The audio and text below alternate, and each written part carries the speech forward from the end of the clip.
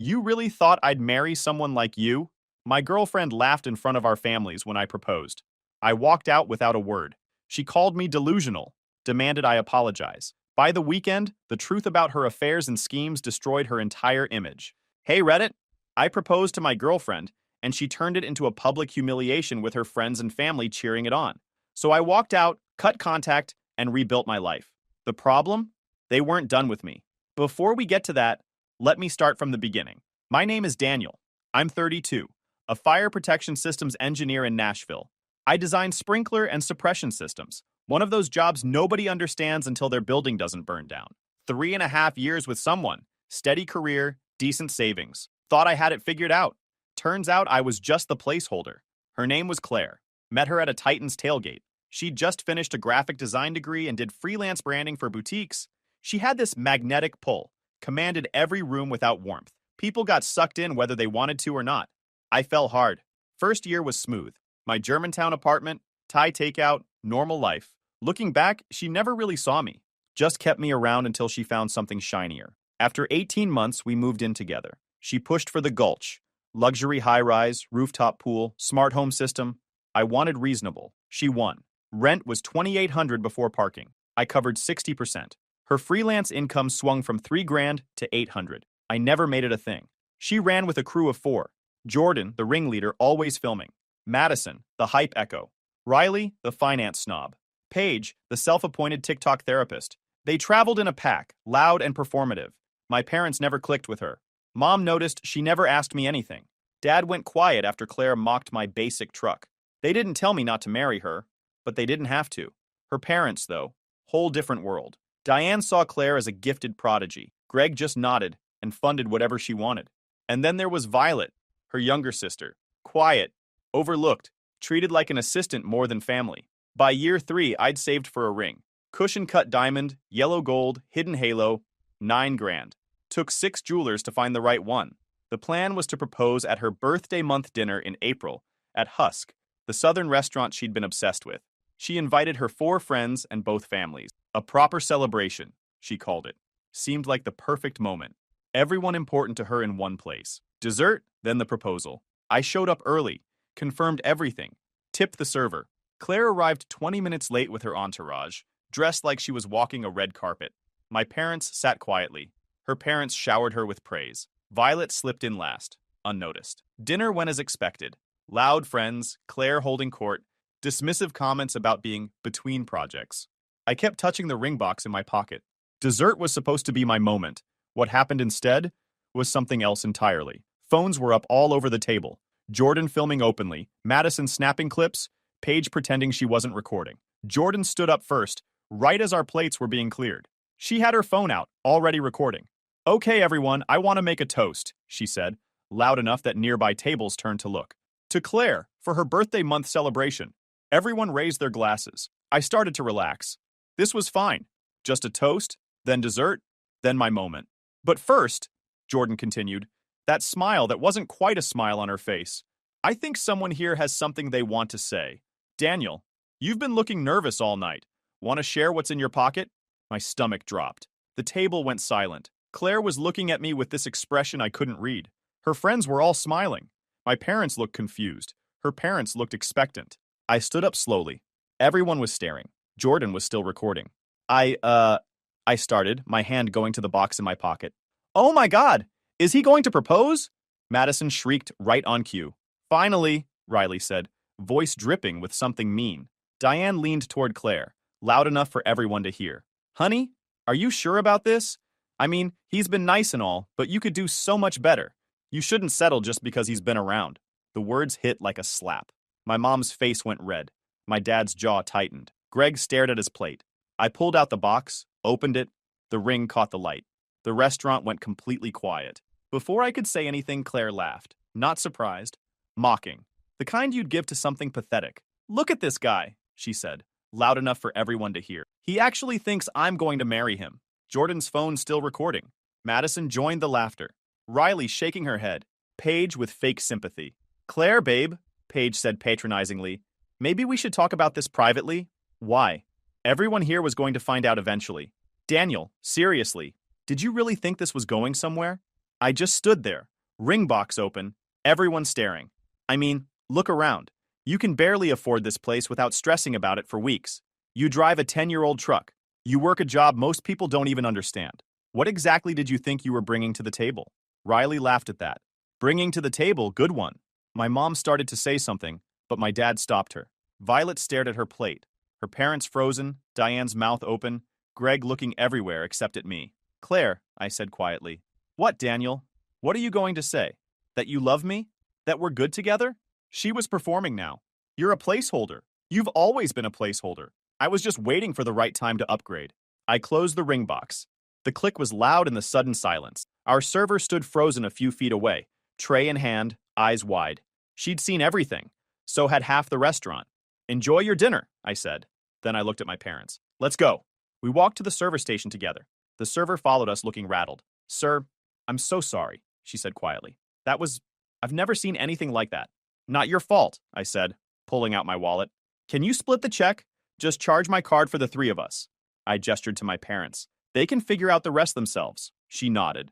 Processed it quickly. My dad stood beside me, hand on my shoulder. It took maybe 5 minutes.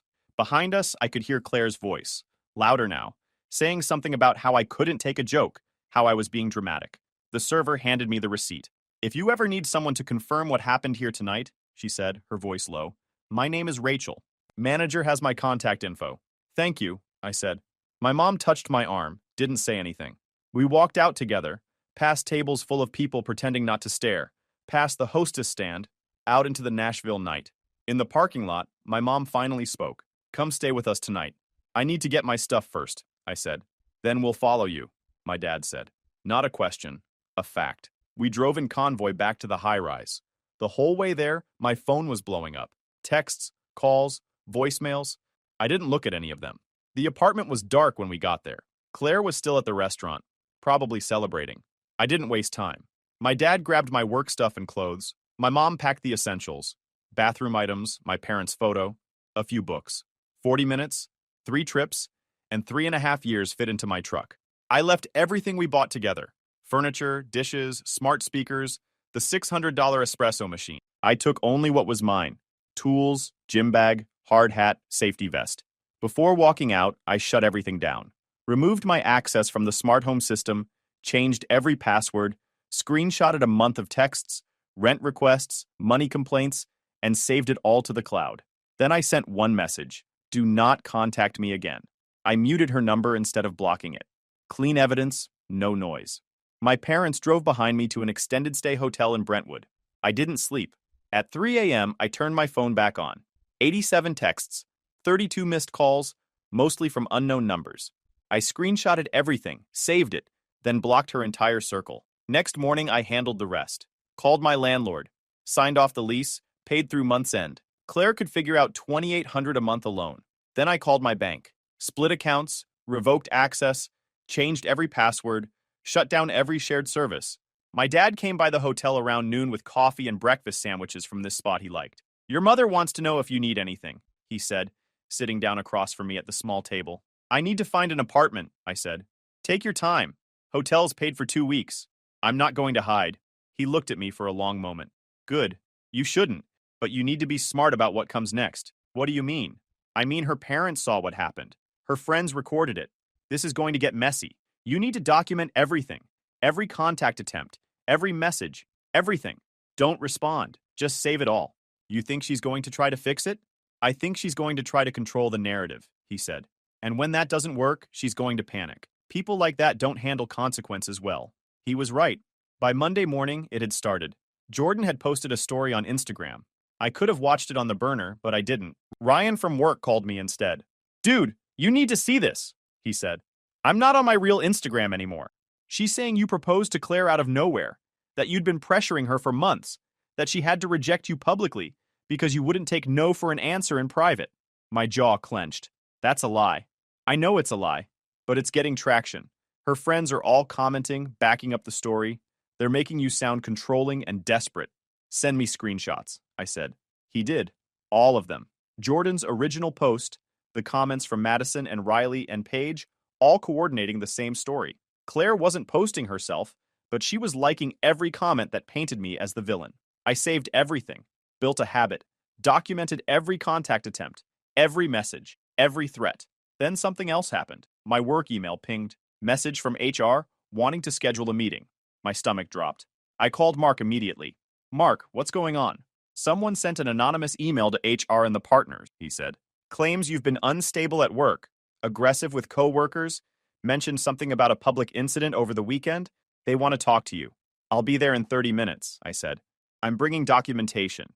I showed up to work with a folder, printed screenshots of every text from Claire about money, printed screenshots of the call log from that night, printed screenshots of the social media posts trying to reframe what happened. My boss, Mark, and the HR director sat across from me. Daniel, we got an email making some serious accusations, the HR director started. I know, I said, sliding the folder across. Here's what actually happened. I walked them through everything. The planned proposal, the public humiliation, the recording, the coordinated social media attack, the anonymous email that was clearly retaliation. Do you know who sent it? Mark asked. I can guess, but I can't prove it. What I can prove is that I'm being harassed by my ex-girlfriend and her friends after I tried to propose, and she rejected me by humiliating me in front of a restaurant full of people. The HR director read through everything slowly. Then she looked up at me. We're going to need you to file a formal complaint about the harassment, she said. And if any of these people contact you again or attempt to contact anyone here, you need to let us know immediately. Already planning on it, I said. I left that meeting with my job intact, and an official paper trail started. First small win. That night, my phone rang from an unknown number. I didn't answer. Let it go to voicemail. Listen to it after. It was Diane, Claire's mom. Daniel, this is getting out of hand. Claire is devastated. She didn't mean what she said. She was just overwhelmed by the pressure of a public proposal. You know how she gets. I think you two need to sit down and talk this through like adults. She's willing to forgive you for embarrassing her at the restaurant if you're willing to admit you moved too fast. Call me back. Forgive me for embarrassing her. I saved the voicemail. Didn't call back. 2 days later, another voicemail. This time from Greg, Claire's dad. His voice was quiet, apologetic. Daniel, it's Greg. I wanted to say I'm sorry about how that dinner went. What Claire said, what Diane said, it wasn't right. I should have spoken up. You know how Diane gets. And Claire? She's always been strong-willed. And when Diane encourages her, look, I'm not making excuses. I just wanted you to know that not everyone in the family thought that was okay. But I can't go against them on this. I hope you understand. Take care of yourself. I saved that voicemail too. Not because I was going to use it, just because it proved what I already knew about that family. Greg saw the problem. He knew it was wrong. He just didn't have the spine to do anything about it. I found an apartment in East Nashville. Nothing fancy, just a 2-bedroom in an older complex with off-street parking and a gym that was actually just a room with some weights and a treadmill. Rent was $11.50. I could breathe again. Moved in over a week, worked half days and spent afternoons setting everything up. Bed, couch, TV, kitchen stuff, all new. Nothing from the old place. Nothing that reminded me of her. My parents helped me move the heavy stuff. My mom bought me dishes and towels and kept asking if I was okay. I kept saying yes, even though we both knew I wasn't. Work kept me sane. New hotel development near the airport. Complex fire suppression design. I threw myself into it. Stayed late, came in early, worked through lunch. Mark noticed, complimented my work ethic. Mentioned a possible senior engineer promotion by year end. Ryan from work had my back. Bad divorce a few years back. Understood blown up lives. We'd hit the gym together, and he never pushed me to talk unless I needed to. I returned the ring to the jeweler in early May. Took store credit. $9,000 sitting there for whenever I needed it. Felt good to have it off my hands. The harassment kept evolving. Burner numbers sending coordinated messages. You owe her an apology. You embarrassed her in front of her family. Real men don't propose without being sure. Never from Claire directly, but obviously orchestrated. I kept receipts. Quietly, noted time and date. Didn't respond. Just archived and blocked. Then weird gifts. Flowers with unsigned cards. Expensive coffee basket. Whiskey delivered to work. Everything designed to look romantic but felt like surveillance. I refused all deliveries, told my building and work not to accept anything.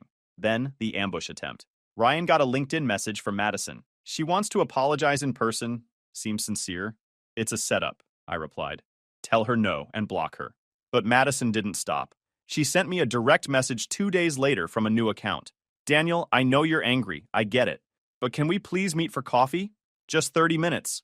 I want to apologize face to face for my part in what happened. No Claire, no other friends, just me. Starbucks on West End. Your choice of time. I stared at that message. Something felt wrong. Too earnest. Too specific about location. I Googled the Starbucks she mentioned. Small space, limited seating, very easy to position a phone to record the whole place. Asked Ryan to check Madison's recent follows from his account. He reported back that one of them was a TikTok creator who specialized in public confrontation. Ryan? I called him. Madison just tried to set up a coffee meeting. You going? No. It's a recording setup. She wants me somewhere public where they can film me. Probably cry, make me look like the villain who won't accept an apology. Then they post it and I'm the bad guy again. Smart catch. I replied to Madison's message. Not interested in being filmed for your redemption arc? Lose my contact info. Blocked the new account. Logged it. I locked down tighter. Installed Ring doorbell camera. Changed locks. Added second deadbolt. Called building manager. Put Claire's photo on file with strict no entry instructions. Is this a protective order situation? The manager asked. Not yet. But if she shows up, call police and call me. Do not let her in. Weeks passed. Late April into May. Work going well, sleeping better, eating regular. Maybe I'd get through this. Then Violet reached out. LinkedIn message Tuesday morning. Daniel, it's Violet. I know you don't want to hear from anyone connected to her, but I need to talk. It's important. Can we meet somewhere public? I stared at that message for a long time. Violet had always been nice to me, quiet and polite, and basically ignored by her family. But she was still Claire's sister. This could be another setup. But something about the message felt different, felt genuine. Coffee, I replied. That place on 5th. Tomorrow at noon. I'll be there, she said. Violet showed up early, sitting at a corner table, hands wrapped around a coffee cup, nervous. Thanks for meeting me. What's this about? She pulled out her phone, slid it across. Group chat. Name at top. Operation Upgrade. Read it. Scrolled through messages. Dated back 3 months. Jordan, Madison, Riley, Paige, Claire. Planning the humiliation. Every detail. How Jordan would guess about the proposal. How Madison would laugh on cue. How Riley would make money comments. How Paige would offer fake sympathy. Every beat choreographed. But there was another reason. Kept scrolling. Messages about another guy. Kent. Older, established, brand consultant. Claire had been seeing him 2 months. Friends knew. Covered for her. Made excuses. Deleted tags. The humiliation wasn't about fear of commitment. It was about clearing the path for Kent without being the bad guy. Why show me this? Because it's wrong. I've watched Claire manipulate people my whole life. Watched my parents worship her while treating me like I'm invisible. Watched her use people and throw them away with zero consequences because my mom always fixes everything. I'm done watching. So what do you want? Nothing. I wanted you to know the truth. What you do with it is up to you. You could send me these screenshots. She nodded, sent the entire thread to my email. Months of messages, proof of the affair, premeditation, everything. One more thing. Kent dumped her last week. Once everything went public, he panicked, said he couldn't be associated with that kind of drama, blocked her. And now she wants me back. Now she needs you back. Her clients dropped her after Instagram went viral beyond her friend group. People don't hire someone who publicly humiliates their partner then brags about it. My mom's doing damage control, but it's not working. Claire's reputation is tanked. She thinks if she gets you back, she can spin it as a misunderstanding. That's not happening. I know. That's why I wanted to warn you. She's not stable. Desperate people do stupid things. Violet stood. If she finds out I talked to you, it'll be World War III. But you should know not everyone in our family thought what she did was okay. My dad won't say it, but he knows it was wrong. He's just too afraid of my mom. She left. Forwarded everything to Secure Cloud. Made 3 backups. Called Ryan. I need you to be my witness for something. He met me at my apartment an hour later. Showed him everything on my laptop. Let him read the entire thread. Watched his face go from confused to angry to disgusted. This is insane. They planned the whole thing? Every word. And she was cheating? For 2 months. We drafted a simple document. Ryan confirmed he saw everything, dated and signed. Both took photos with our phones for metadata. Done. That night, consulted with a lawyer. Dad's colleague, specialized in civil harassment. Walked him through everything. Public humiliation, social media attacks, anonymous work complaints, stalking, documented conspiracy. You have an extremely strong case for a protective order, and potentially for defamation if you want to pursue that. I don't want money. I want her to leave me alone. Then we file for a protective order, but get ready for her to lose it. Once she's served, she'll realize she's lost control. People don't react well to that. I'm ready. I hope you are. The paperwork was filed on a Friday. The court date was set for about 2 weeks out. Claire would be served by Monday. A temporary protective order would be in effect immediately upon service. I spent the weekend preparing, made sure every digital account was secure, made sure my building management had her photo and clear instructions, made sure my work knew what was happening, made sure my parents were aware, and had copies of all the documentation. Monday morning, I got the call. She'd been served at her parents' house. According to the process server, she'd opened the door, read the papers, and immediately started screaming. Her mother came to the door yelling about harassment. Server documented it all. Filed. By Monday afternoon, my doorbell camera caught the first attempt. Claire showed up, tried to get buzzed in. Building manager denied her. She started yelling into the intercom. Daniel, open the door. We need to talk about this protective order thing. This is insane. I just want to explain what really happened. You're being crazy. Building manager warned her. She refused to leave. Police came. She was sitting in the lobby crying, telling anyone who'd listen that her ex-boyfriend was harassing her. Police reviewed footage, saw her refuse to leave, gave her a warning, escorted her out. First violation on record. Tuesday, she tried a different approach. Showed up at my work. Receptionist called me. Security on the way. I came downstairs, phone recording. Claire switched into performance mode. Daniel, please, we need to talk. This was a mistake. I was hurt and I said things I shouldn't have, but we can fix this. You need to leave. You've been served with a protective order. You're violating it. That's ridiculous. I'm just trying to talk to you. Security arrived. Ma'am, you need to leave the building. This is a public building, she said. It's a private office building and you're trespassing. You can leave willingly or we call the police. She looked at me, tears streaming. You're really going to do this? You already did this. I'm just responding. She left. Security walked her to the street. I filed a report with the police. Added the video. Second violation on record. Wednesday was quiet. Wrong. Wednesday night, Riley called from an unknown number. Daniel, it's Riley. I'm out. I deleted the group chat. I gave my lawyer copies of everything in case Claire drags me into her legal mess. And if you need a statement about what happened, about the planning, I'll provide it. Why now? Because I work in finance.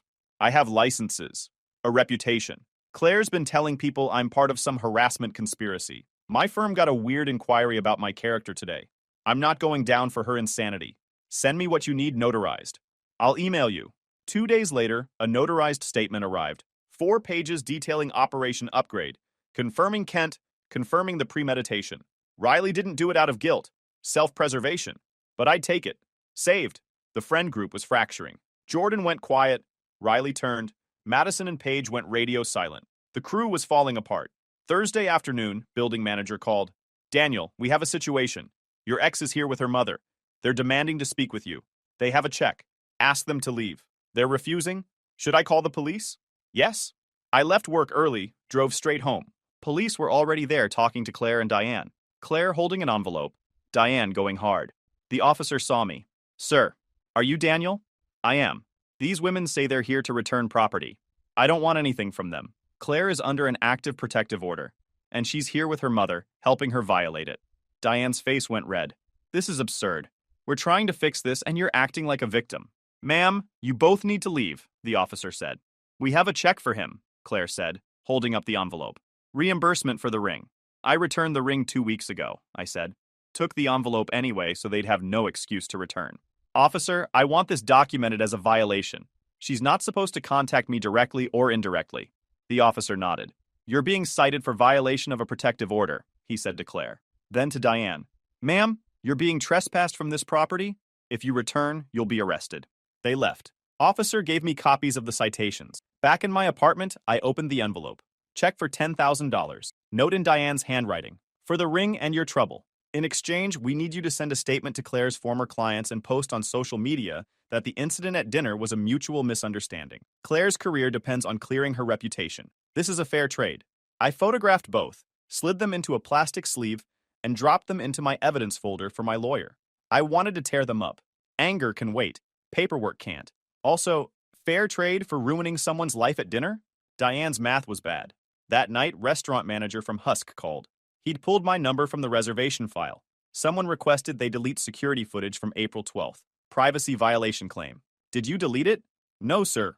Required to keep it 90 days. But someone's trying to erase what happened. If you need a copy for legal purposes, I can provide that. I would appreciate that. Next morning, email from an unknown address.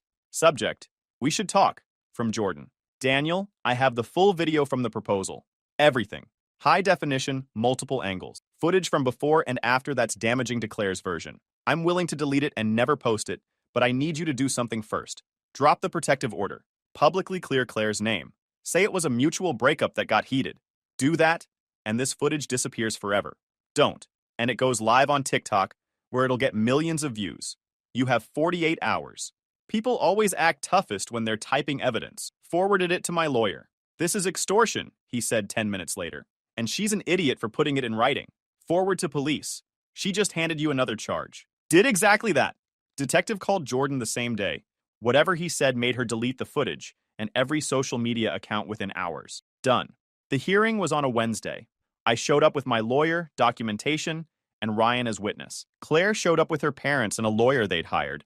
Opposite sides of the courtroom. Judge reviewed the petition, reviewed evidence, group chat screenshots, social media posts, violation reports, video footage from building and work. Claire's lawyer tried arguing I was overreacting to a bad breakup, that Claire had simply exercised her right to refuse a proposal. My lawyer presented the group chat, showed the premeditation, showed the affair, showed the deliberate plan, then showed the escalating harassment. Judge was not impressed. Ms. Claire, did you plan this public rejection in advance? The judge asked. Claire's lawyer tried to object. Judge cut him off. I'm asking your client directly. We talked about it, but it wasn't meant to hurt him. It was just supposed to be funny. Funny. You thought publicly humiliating your partner of 3.5 years in front of both families and a restaurant full of strangers would be funny? I was overwhelmed. You were cheating on him? For 2 months? And when he tried to propose, you'd already decided to end it, but didn't want to be the one to do it. So you arranged a public humiliation. Is that accurate? Claire didn't answer. I'm going to stop you right there, the judge said to her lawyer. I've seen a lot of cases in this courtroom. This is one of the more calculated things I've seen in a domestic matter. The protective order is granted. 2 years, 100 yards minimum distance, no contact, direct or indirect, no third-party contact, no social media contact. Violations will result in immediate arrest and criminal charges. Clear? Yes, Your Honor. Judge signed the order. The hotel project wrapped up in early June. Mark called me into his office the day after the final inspection. The partners want to see you, he said. Why? Relax, it's good news. Turned out it was very good news. Promotion to senior engineer, effective immediately. Instead of by year's end, it happened now. 20% raise, my own project team. Corner office. Not that I cared about that, but it was nice. You've been through hell the last 2 months, Mark said after the partners left. But your work didn't suffer. If anything, you got sharper. That's impressive. I just focused on what I could control, I said. Well, keep doing that. You're going places. I moved into a better apartment in July. Real 2-bedroom, actual security, $1,400 a month. Easy with the raise. Sometime in late August, I started seeing Heather. Ryan's wife set it up, her co-worker from the hospital, surgical nurse, low drama, normal. The opposite of everything I'd been living through. By September, work was steady. Heather was easy, and the order held. Thought maybe the worst was over. Wrong. October brought the meltdown. Violet called, voice shaking. Claire wasn't okay. Obsessed, planning something. Diane encouraging her, saying I'd come around. Violet worried she'd do something stupid. If she violates the order, she gets arrested, I said. I don't think she cares anymore. Called my lawyer, discussed options. Stay alert, press charges immediately if she violated. 3 days later it happened. I was leaving work on a Friday, heading to my truck in the parking garage. Saw her immediately, Claire standing next to my truck in a white wedding dress, bouquet in hand, makeup done, eyes manic. Daniel, she said, smiling too wide. I've been waiting for you. Stopped 10 feet away, pulled out my phone, started recording. You need to leave. You're violating a protective order. I know, but I had to see you. I've been thinking about everything, about what I lost. You were right. We should get married. We should be together. Claire, you need to leave right now. No, listen, I'm ready now. I'm saying yes. I do, Daniel, I do. I want to marry you. We can fix this. Everyone will see we were meant to be together. It'll fix everything. She stepped toward me. I stepped back. This isn't about us. This is about you trying to fix your reputation. You don't love me. You never did. Leave before I call the police. I do love you. I do. I'm saying yes to the proposal. I do, Daniel. I do. Coworker stopping to watch. Security guard on his radio. You're embarrassing yourself, I said quietly. No, you don't understand. I need you. If you take me back, Everyone will see it was a misunderstanding. They'll stop saying things about me. My clients will come back. Kent will realize he made a mistake.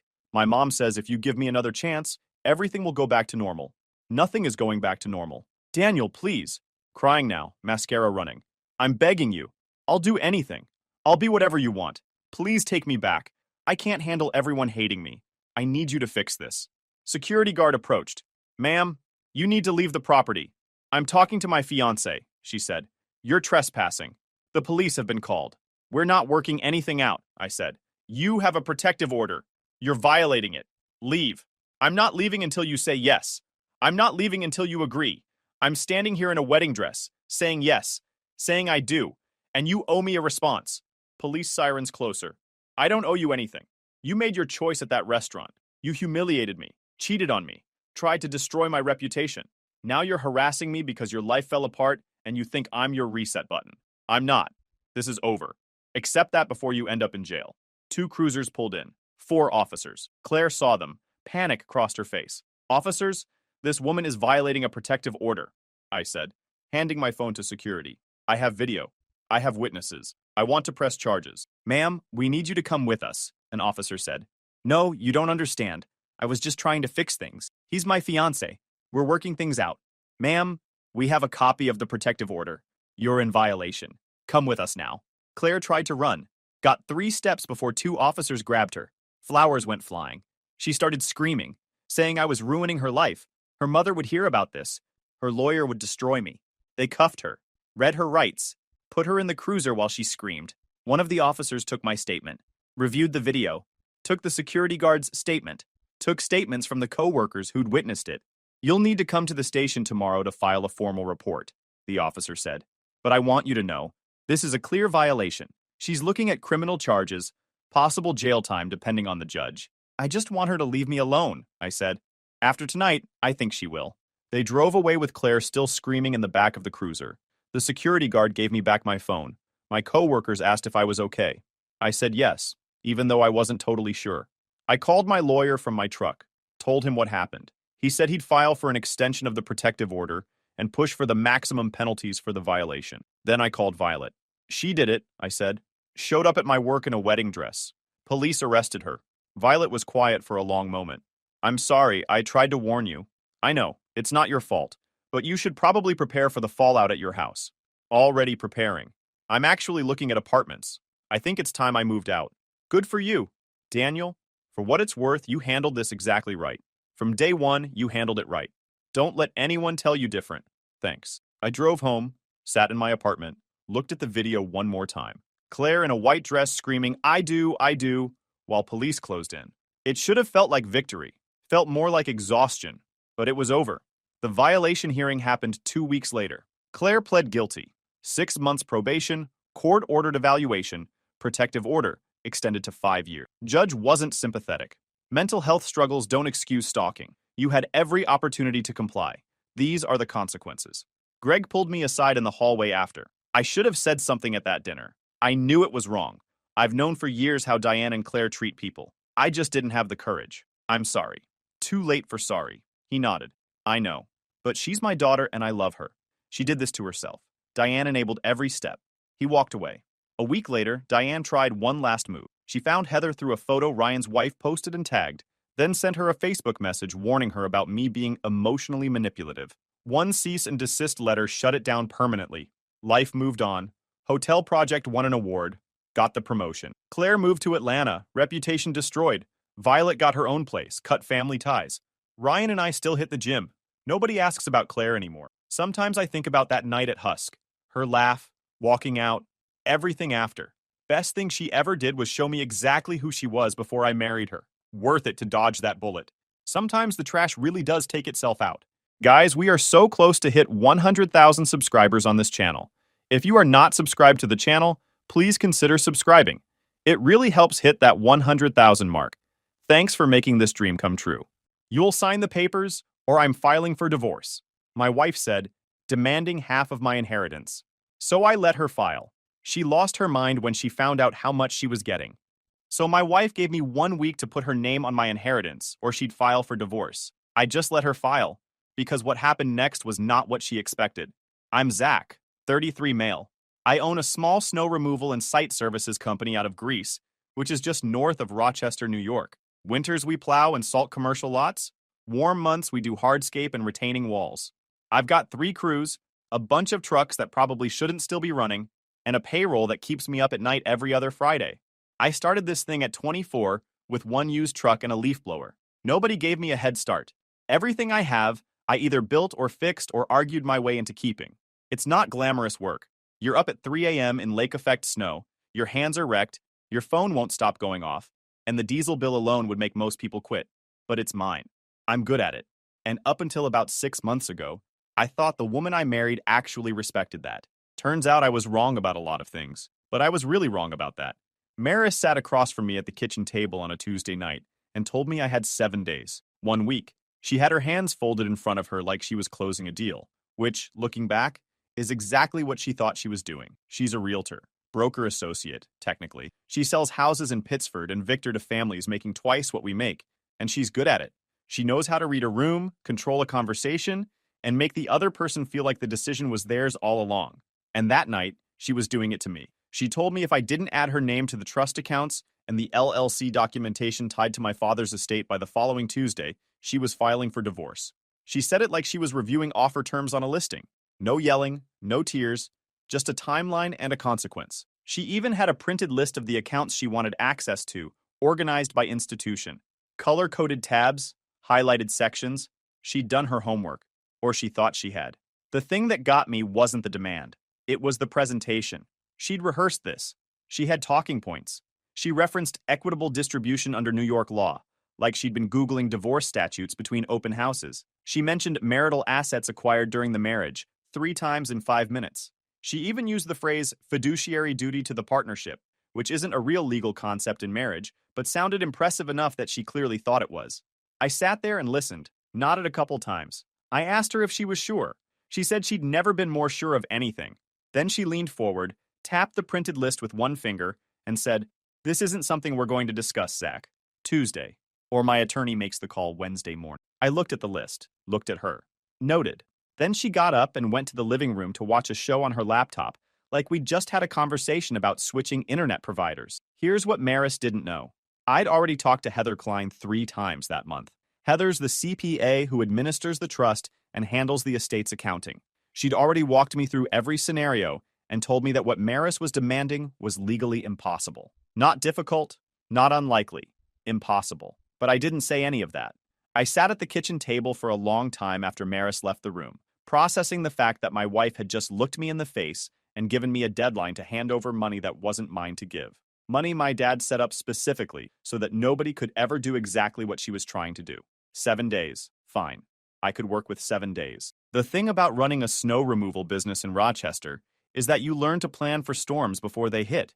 You watch the radar, you stage equipment, you pre-salt the lots, you get ahead of it. Maris just told me a storm was coming, and she had no idea I'd been watching the radar for weeks. My dad, Ray, died 7 months before that kitchen table ultimatum. Pancreatic cancer, fast and ugly. He was 61. He'd spent his entire adult life in the Rochester area, working in facilities management for commercial properties, and quietly doing something nobody in the family fully understood until after he was gone. He bought things, small things at first, a storage unit complex off Ridge Road in the early 2000s when nobody wanted it, a half-acre lot near Irondequoit that he leased to a cell tower company, a duplex in Henrietta that he rented out for 15 years without ever raising the rent more than $50. He drove a truck older than mine and wore the same 3 flannels on rotation, but he was patient, and he let time do the heavy lifting. Most people who knew him, including Maris, assumed he was just a regular guy with a regular job who lived a regular life. That was the point. When he got the diagnosis, he called me, not to cry. He called to make sure I had Heather Klein's number and that I understood what was going to happen when he was gone. He'd set everything up years earlier with an estate attorney, a guy named Harlan, who specialized in asset protection for small family estates. Everything Dad owned was held inside 2 layers. First, a family LLC that owned the actual real estate and lease agreements. Second, an irrevocable trust that owned the LLC membership interests. The trust had an independent trustee. It had a spendthrift clause that specifically blocked any beneficiary's spouse from accessing, claiming, or petitioning for any portion of the principal or distribution. Every dollar that came out was classified as a restricted gift for approved expenses only, not income, not marital property, not divisible in any proceeding. Dad didn't do this because he was paranoid. He did it because he watched his older brother, my Uncle Gene, lose almost everything in a divorce back in 2011. Gene's ex-wife got the rental properties, the savings, half the retirement. He ended up in a one-bedroom apartment eating cereal for dinner at 58 years old. Last I heard, he's working part-time at a hardware store in Canandaigua. He's 72, still renting. Dad never talked about it much, but every time Gene's name came up, his jaw would tighten. He decided it was never going to happen to his kid. He built the structure and never told me the details until the diagnosis, hoping I'd never need it. The estate meeting was 3 weeks after the funeral. Heather set it up at her office. Maris came with me because she assumed she should, and I didn't stop her. The numbers weren't dramatic by Manhattan standards, but on paper, Dad's estate was valued at roughly $1.8 million, mostly tied up in the LLC assets. Not liquid, not a checking account with a comma in it, just property and leases and structures generating steady, modest returns. None of this was grab and spend money. It was built to hold money. I watched Maris during that meeting. She was quiet, but her eyes were moving. She was scanning the documents, flipping pages ahead of Heather's explanation, stopping on the numbers. When Heather said 1.8, Maris's posture changed. She sat up straighter. Her hand found my knee under the table, but it wasn't comfort. It was acclaim. After the meeting, in the car, she was already talking about timeline. When does the money transfer? Can we access it this month? Should we look at refinancing the house? We rent, Maris. We don't own the house. I know that, Zach. That's the point. Now we can buy. She started naming neighborhoods, Pittsford specifically. She knew the listings, the school districts. She had a vision fully formed before we'd even pulled out of the parking lot, and that vision was funded entirely by money she didn't understand and couldn't access. I told her it wasn't that simple, that the money was locked in a structure. She nodded, but she wasn't listening. She was already building a life in her head that didn't exist. That was the beginning. And I should have said more right then, but I loved her, so I didn't. The next 4 months were a slow, grinding pressure campaign, and Maris ran it like she was working a reluctant seller into accepting a lowball offer. She didn't scream or throw things. She was smarter than that. She worked angles. She started spending differently. New clothes, not designer stuff, but frequent. Upgraded her car lease without telling me. Started dropping comments about houses for sale in Pittsford, like she was just making conversation. Except every house she mentioned was listed above $600,000. She'd leave her laptop open on Zillow with saved searches filtered by price range, and the minimum was always set to $550,000. Then came the social pressure. She started telling her friends and her family that I was sitting on money and refusing to share it with her. I found this out because her sister Jill called me one night and asked if everything was okay. She said Maris told her I'd inherited over $1 million and was keeping it in a secret account. Jill wasn't hostile about it. She actually sounded concerned. But the fact that Maris was building a narrative outside our house told me everything I needed to know about her strategy. Classic realtor move. Control the listing description before the buyer ever walks through the door. She also started weaponizing social situations. We went to a couple's dinner at her friend's house in mid-January, and Maris waited until the table was full and everyone was mid-conversation to say, loudly enough that every head turned, that it must be nice to marry someone and then find out they think generosity only goes one direction. Dead silence. Everyone looking at their plates. The host tried to change the subject. Maris smiled at me across the table, with that tight little smile she uses when she's testing a boundary. I finished my food, thanked the hosts, and drove home without saying a word. She called me dramatic when she got back. I called it a preview. The host texted me the next day and said they'd rather not be in the middle of things. Fair enough. But that was a couple we'd done Thanksgiving with 2 years in a row. Gone overnight because Maris turned a dinner table into a stage. These people were props to her. Always were. One night in January, I got home late from a salt run. Around 10 p.m., Maris was at the kitchen counter with a stack of paperwork, joint account modification form, beneficiary change requests, trust amendment templates she downloaded from some legal website that had nothing to do with our actual trust structure. She slid them across the counter toward me with a pen on top, like I was a client at a closing table. Just sign these so we can move forward. I looked at the forms, then at her. I picked up the pen, put it in the drawer, and told her I wasn't signing anything she downloaded off the internet. She called me selfish. I called it Tuesday. The forms showed up on the counter again the next morning, and the morning after that. I started putting them in my truck and shredding them at the shop. The week before the ultimatum, Maris crossed a line that made everything personal. She went to my shop on a Saturday morning when only Mason was around prepping equipment for a Monday job. She told him she was picking something up for me, walked into my office, and spent 20 minutes going through my desk. Mason didn't stop her because she was my wife, and he didn't know any better. But he told me about it that night. I drove to the shop and checked. She'd gone through the business bank statements, the vendor invoices, and a folder I kept with printed trust correspondence. She didn't take anything, but she'd taken photos. I could tell because she'd left a document face down that I always kept face up, and the filing cabinet drawer wasn't closed all the way. She thought she was finding evidence of hidden assets. What she was actually photographing was proof that the trust and the business were completely separate from our marital finances. She was loading her own trap, and she had no idea. Monday morning, I changed the office lock, added a deadbolt, and told Mason that Maris wasn't allowed past the front counter anymore. Didn't matter what she said or what excuse she used. He didn't ask why. He just nodded and wrote it on the whiteboard next to the route schedule. The Friday after the ultimatum, I had payroll due. 3 crews, 7 guys total, plus Mason on salary. Gross payroll was about $14,200 every 2 weeks, and I ran it out of the business checking account. I'd been running payroll like this for 6 years without a single miss. In Rochester in January, when you're running plows at 4 a.m. and your hands are cracked and your back is screaming, that Friday deposit is the only thing keeping guys showing up Monday morning. Here's where I need to explain something that's going to make me sound stupid. 2 years earlier, when we were in a good place and I was slammed during a massive storm week, I added Maris as a secondary authorized signer on the business checking account, just for emergency. She was supposed to be able to make a deposit or handle a payment if I was unreachable during a 72-hour storm cycle. She never used it. I forgot it was even set up. Until Wednesday of payroll week, I logged into the business account to verify the balance before the payroll service pulled funds Thursday night. The account was short, not a little short, missing $9,400. I went through the transaction history line by line, and there it was.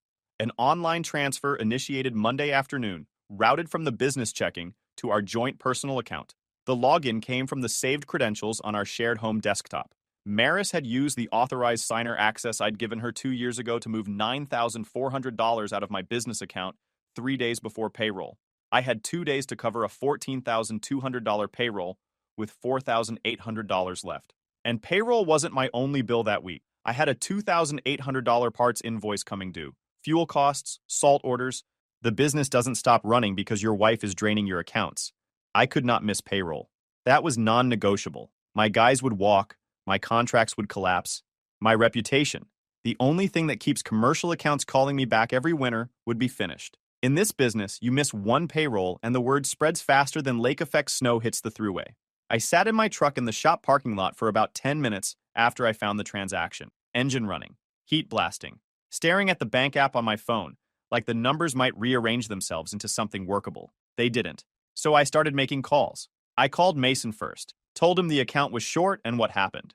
The line went quiet for a second, and then he said, "You missed Friday. Half those guys don't come back. Not next week. Not ever. I know. That's why I'm calling you first." He didn't say much after that. Just asked what he could do. I told him I needed to sell the backup plow, the 2009 Western V plow on the spare truck, worth about $4,500 in good condition. I listed it that afternoon on a local equipment group for $3,200 because I needed it gone by Thursday. First guy who called offered me $2,000. I said no. Second guy wanted to come look at it Saturday. I told him it wouldn't be here Saturday. The Batavia guy called at 4 p.m., asked one question about the cutting edge, and said he'd be there by 7 with cash. Done. I watched him load it onto his trailer in the dark, knowing my wife had just cost me my only redundancy in the middle of a Rochester winter for leverage in a divorce she was going to lose. Selling that plow hurt. We still had February and March to get through. Next, I called my equipment vendor and asked to delay the $2,800 parts invoice by 2 weeks. He agreed, but slapped on a $180 late fee and told me it couldn't happen again, or he'd put me on prepay only. That would have cost me thousands over the season. Then I logged into the joint account to pull the $9,400 back, except it wasn't all there. Maris had already burned through about $3,000 of it. Attorney retainer, probably. I transferred back every dollar that was left and put it into the business account. Between what I recovered from the joint, the plow cash, and the delayed invoice, payroll cleared Friday morning. Barely. My guys got paid. But I was out a $4,500 plow, I'd burned goodwill with my vendor, and the joint checking was nearly empty. First thing I did after payroll cleared was call the bank, revoke Maris's authorized signer status, change every password, and enable two-factor on every account tied to the business. Should have done that months ago. Lesson learned the expensive way. Maris had already retained a divorce attorney. His name was Cal Wexler. I got served the following Monday, a full day before her own deadline had even expired. She was never waiting for Tuesday. The ultimatum was just a formality. I stood in my shop holding the papers, snow melting off my boots onto the concrete floor, and read through the filing. She was claiming equitable distribution of all marital and quasi-marital assets, including inherited assets received during the marriage. Her estimated value of the contested estate was listed as $1.8 million, and she was requesting no less than $700,000 as her equitable share. $700,000 from a trust she couldn't touch, controlled by a trustee she'd never met, protected by a structure built specifically to stop people like her. I folded the papers, put them in my desk drawer, and called Heather. Discovery started in early February. Cal Wexler came out swinging. He subpoenaed bank records, business financials, trust documents, LLC operating agreements, everything. Heather and Harlan responded with a wall of documentation that said the same thing on every page. The trust is irrevocable, the beneficiary has no legal title or control, and spousal claims are explicitly excluded. But Wexler kept pushing. He filed motions to compel additional disclosure. He argued the trust was a sham, that I had de facto control, that distributions constituted marital income. Every motion got denied or withdrawn after Heather's team responded, but each one cost time and money. My legal fees were climbing, and I was spending hours assembling documents and responding to interrogatories while trying to run a business in the middle of Rochester's heaviest snow season in 4 years. There was 1 week where I drove from a job site to Heather's office, back to a job site, then to a hearing, then back to dispatch, all in the same day. I ate a gas station sandwich in a courthouse parking garage and called it lunch. Something about Wexler's approach didn't add up, though. He referenced things in filings that were oddly specific. Details about my schedule, my habits, where I kept paperwork at the shop. He described the inside of my office once, referencing documents stored in an unsecured filing cabinet in the respondent's commercial workspace. That's a weirdly specific detail for a man who's never set foot in my shop. He also referenced a vendor payment schedule that matched our actual billing cycle almost exactly. Not an estimate. The actual dates. Either Wexler had a forensic accountant going harder than Discovery required, or someone was feeding him information directly. Then one Thursday evening in late February, Mason was finishing a late salt run on a commercial lot in Henrietta and saw Maris's car parked at a restaurant on East Henrietta Road. Except when he swung back past the same lot an hour later on his return route, Maris was standing in the parking lot next to a dark sedan. The guy she was with had his hand on the small of her back while she leaned against the passenger door. Mason said it wasn't the posture of two people wrapping up a business meeting. He didn't think much of it until the following Thursday. Same restaurant, same time window. This time Mason pulled into the lot to check a route notification on his phone and got a clear look. The guy walking Maris to his car was Cal Wexler. Mason recognized him from the preliminary hearing 2 weeks earlier. Same build, same haircut, same watch he'd been fidgeting with the entire time in court. I didn't react when Mason told me. I asked him to write down the dates, times, and what he saw. He did. Then a third piece fell into place without me even looking for it.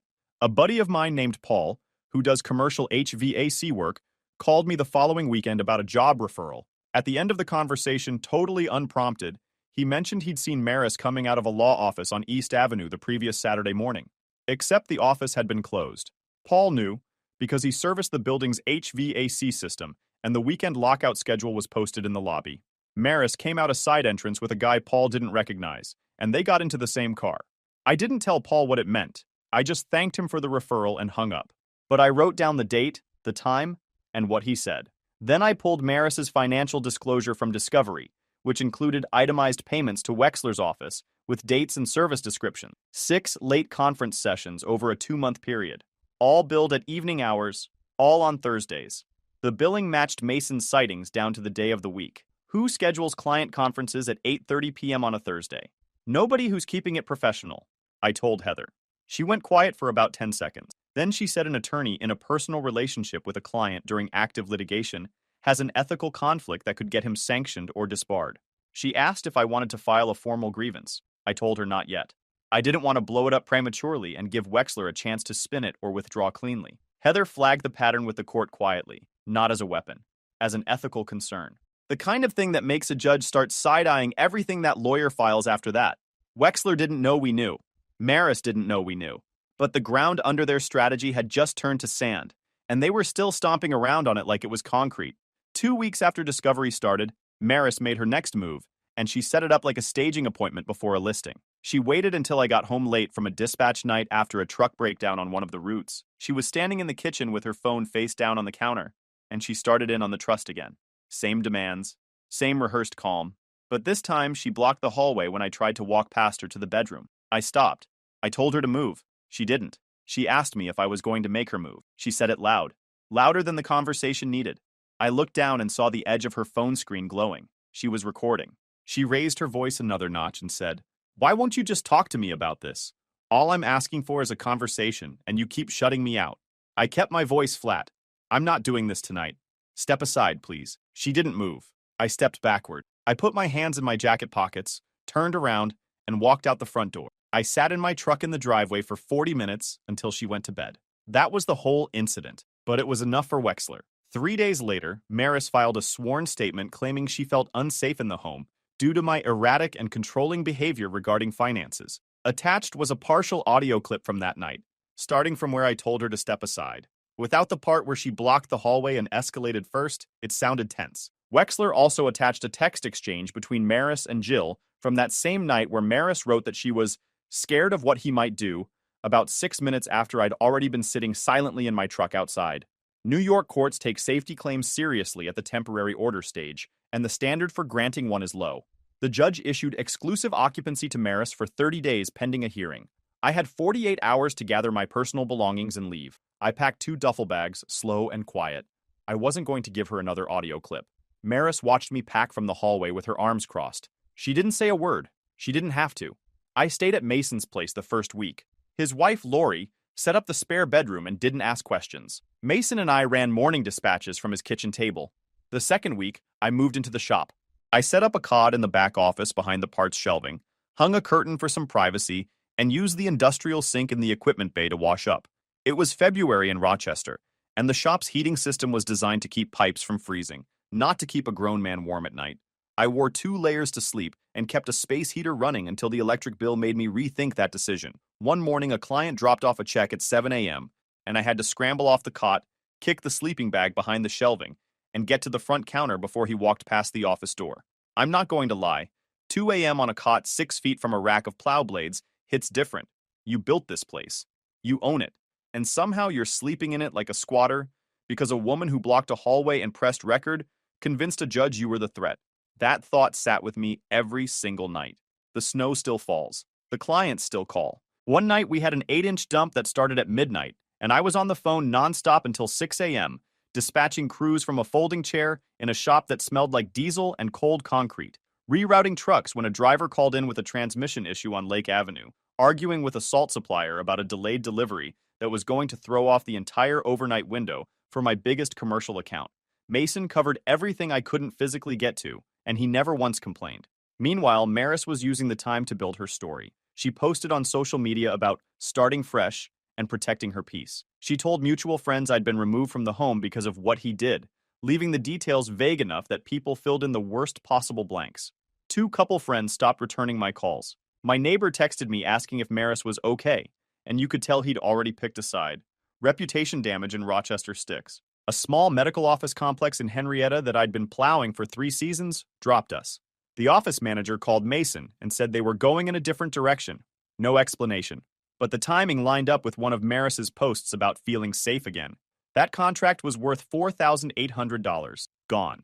Mason picked up a replacement account within 2 weeks. A strip mall in Greece. Not the same revenue, but it kept the route schedule full. The hearing on the temporary order happened 3 weeks later. My attorney presented the full unedited audio from the kitchen recording.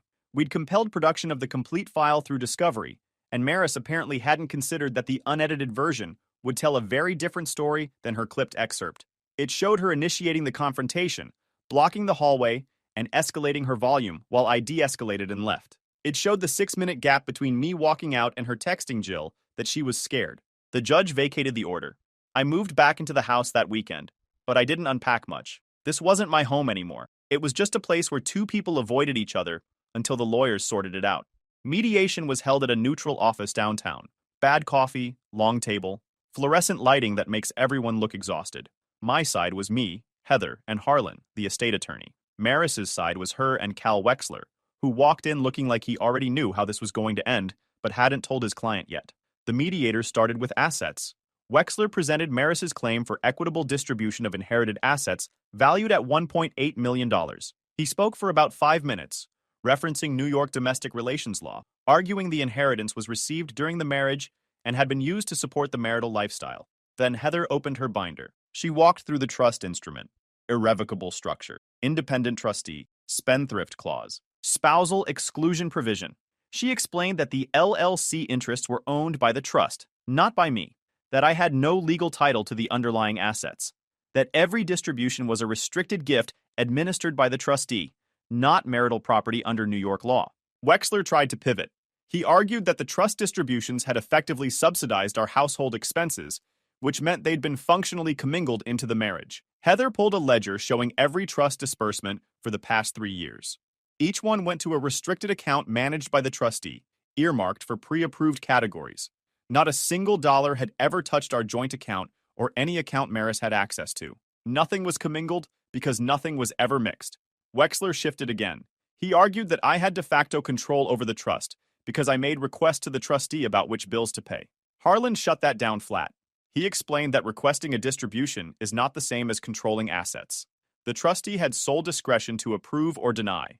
2 requests had actually been denied in the past year. I didn't control anything. I asked and someone else decided.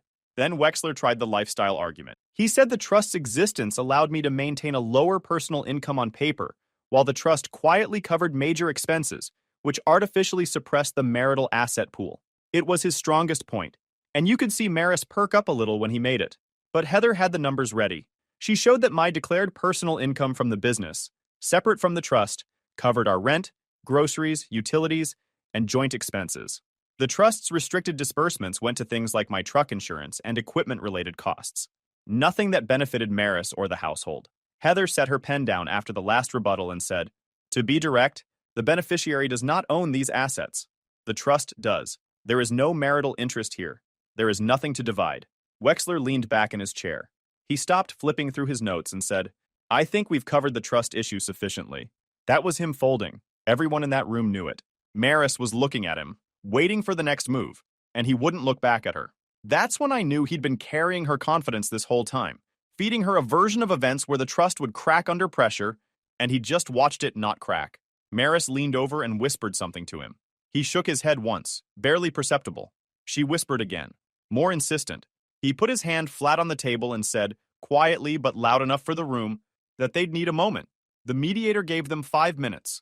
When they came back, Wexler's tie was loosened a 1/4 inch, and Maris's eyes were red. Not crying, but you could tell somebody had just explained reality to her for the first time. The mediator reviewed the documents. He asked Harlan a few technical questions. Harlan answered them in the same flat tone he probably uses when explaining property tax assessments. Then the mediator asked Maris directly what marital assets she believed were subject to division. She looked at Wexler. He said nothing. The joint checking account balance when the settlement figures were calculated was $6,824. Maris's half was $3,412. She was also entitled to half the value of shared personal property, some furniture, a TV, kitchen stuff. No real estate because we rented. No retirement accounts of real value. My business was a sole proprietorship, and its net value after equipment depreciation and liabilities was negligible on paper.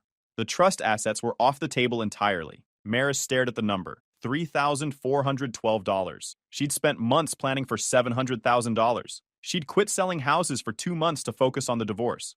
She'd drained my business account, gotten me removed from my home, torched my reputation with half our social circle, and retained an attorney she was spending Thursday evenings. All of that for $3,412 and half a living room set. The room was quiet for a long time, and Maris was doing something I'd never seen her do in 4 years of marriage. She was sitting completely still. The woman who always had a next move, who always had something to say, had nothing left. She'd been counting on $700,000 for months, and now she was staring at the real number. Settlement was finalized 4 weeks later. Maris walked away with her half of the checking account, her car, her personal belongings, and a share of the credit card debt she'd run up.